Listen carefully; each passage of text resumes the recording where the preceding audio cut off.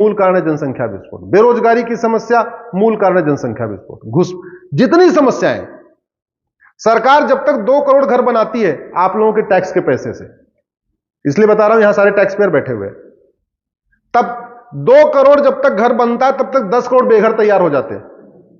आप देते रहो जीएसटी, आप देते रहो इनकम टैक्स, देते रहो टीडीएस, कभी वो बैकलॉग खत्म ही नहीं होगा। सरकार जब एम्प्लॉयमेंट जनरेट करती है 10 करोड़ बेरोजगार पैदा हो जाते हैं, तो बाकी लोगों को आप बेरोजगारी भत्ता देते रहो। आप सोचो, जब भारत की पॉपुलेशन 40 करोड़ थी तो भारत में 4 करोड़ लोग गरीबी रेखा के नीचे थे। 4 करोड़ लोगों को मुफ्त में अनाज दिया जा रहा था। अब भारत सरकारी आंकड़े 145 करोड़ है, मेरे हिसाब से 150 करोड़ है। ऐसे समय में 81 करोड़ लोगों को मुफ्त में राशन देना पड़ रहा है। तो यानी पहले 40 करोड़ में 4 करोड़ गरीब थे, यानी 10% गरीब थे। अब 145 करोड़ में 81 करोड़ गरीब है, यानी 65% गरीब है। तो गरीबी बढ़ रही है, घट रही है? आप बताइए जरा, आप जोर जोर से बोलिए। बढ़ रही है। 81 करोड़ लोगों को मुफ्त में राशन देना पड़े, मुफ्त में अनाज देना पड़े, मुफ्त चीजें करनी पड़े, यह गर्व की बात नहीं है, शर्म की बात है। यह फेलियर है हमारी सरकारों का।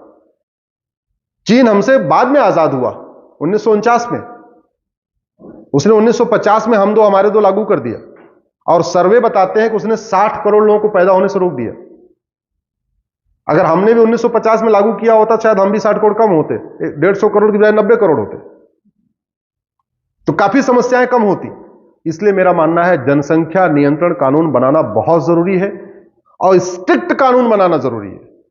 अनफॉर्चुनेटली हम कानून बनाते हैं तो उसमें स्ट्रिक्ट प्रोविजन नहीं रखते। मेरा यह मानना है कि पॉपुलेशन कंट्रोल का जो वायलेशन करे उसकी सिटीजनशिप खत्म करना चाहिए, तब जाके भय बिन होए न प्रीत। जब तक भय नहीं होगा तब तक ठीक से कानून लागू नहीं होगा। लालीपाप वाला कानून नहीं चाहिए, भैया हम दो हमारे दो कर लो, तुम्हें 50,000 रुपए मिल जाए। काहे लिए 50,000 रुपए मिल जाए? कोई जनसंख्या नियंत्रण करके देश के ऊपर एहसान कर रहा है क्या? कोई पॉपुलेशन कंट्रोल कर रहा है कि एहसान थोड़ी कर रहा है। तो काहे लिए उसको लॉलीपॉप देना कि नहीं तो हम दो हमारे दो करो, तुम्हें 20,000 रुपए दूंगा, 50,000 रुपए दूंगा? काहे लिए देना भाई?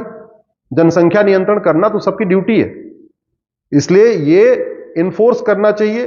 मेरा यह मानना है इसमें राइट टू वोट और सिटीजनशिप दोनों को लिंक करना चाहिए, और जरूरत पड़ने जो 4 फिर भी जो ना माने उसको 10 साल सजा भी करना चाहिए। एक बार जनसंख्या नियंत्रण नहीं किया हमने तो आप कितना भी हॉस्पिटल बना लो, भीड़ कम होगी नहीं। कितने भी सरकारी स्कूल खोल लो, भीड़ कम होगी नहीं। कितना भी आप अनाज बांट लो, गरीबी कम होगी नहीं। कितना भी आप कुछ भी करते रहो, सरकार जब तक 2 लेन की सड़क बनाती है 4 लेन का ट्रैफिक आ जाता है। इसलिए इसको रोकने के लिए कानून बहुत जरूरी है। Thank you sir. तीसरा क्वेश्चन डॉक्टर प्रशांत शाह की ओर से है। वो पूछना चाहते हैं कि देश में एनआरसी लागू करने के लिए क्या करना चाहिए? क्या यह कानून अच्छी तरह से लागू हो पाएगा? मैंने 2017 में पीएल फाइल किया था। अच्छी बात है जो सवाल पूछ रहे हैं उस पर मेरी पीएल चल रही है। 2017 में मैंने जब ये पीएल करनी थी मुझे घुसपैठियों के ऊपर, मैं असम गया, बंगाल गया, मैंने करीब 1 हफ्ते उधर बॉर्डर पे गुजारा। तब समझ में आया ये समस्या कितनी भयावह है। और फिर मैंने देश भर से आंकड़े जुटाए, तो उस समय मैंने सर कहा था अपने पीएल में एफिडेविट पे कि भारत में 5 करोड़ घुसपैठिए आ चुके हैं। यानी ऑस्ट्रेलिया की जनसंख्या 2 करोड़ है और भारत में घुसपैठियों की संख्या कितनी है? यानी ऑस्ट्रेलिया का 2.5 गुना भारत में घुसपैठिए रहते हैं। कनाडा की पॉपुलेशन 4 करोड़ है और भारत में घुसपैठिए 5 करोड़ है, यानी कनाडा का सवाया। यह सिचुएशन है। दुनिया के करीब 50 देशों की जितनी जनसंख्या है ना, अगर अलग अलग आप देखिए, उतने भारत में घुसपैठिए रहते हैं। और यह बहुत ही खतरनाक है, क्योंकि पहली बात तुम्हारा उनका कल्चर एक जैसा नहीं है, हमारी उनकी सोच एक जैसी नहीं है।